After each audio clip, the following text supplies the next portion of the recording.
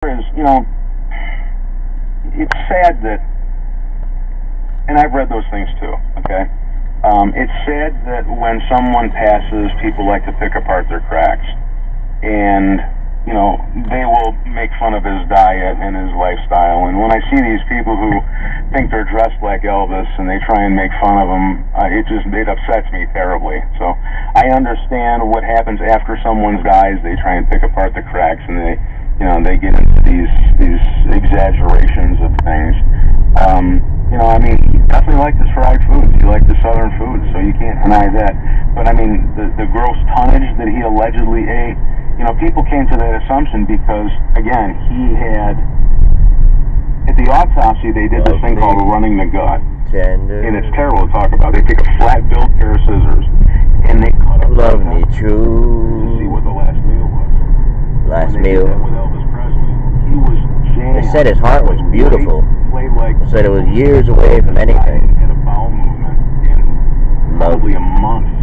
I don't know if this is going to come out as just bonus coverage. People, tried to put two and two together, and then these stories came about. He loved his southern food. He did have an appetite, but I think people went a little far with that sometimes. Love me.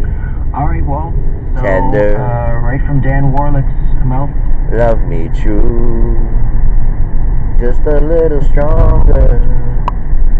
Somebody, somebody, somewhere, somebody. Did I do a song like that? Somebody. Love me tender.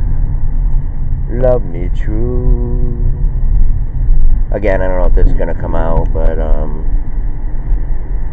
when we're getting our coffee, we heard, see, the new music really doesn't really do too much for me. It's alright. I'm more of that kind of beat, man. That beat like the rhythm and blues. Like with Jagger and all those people, like when they really, they come in with the harmonica, or something you could just feel, like the southern kind of stuff. Just this thing, where everybody comes together, at a certain place, a certain crossroad. It's like we all been there at one time. The blues is just this universal thing. Let me see if they're still talking about it. I have no idea. And this brings me back to this Elvis Alive thing. And I'm glad you mentioned this. I'm glad somebody called in because I forgot to touch on this.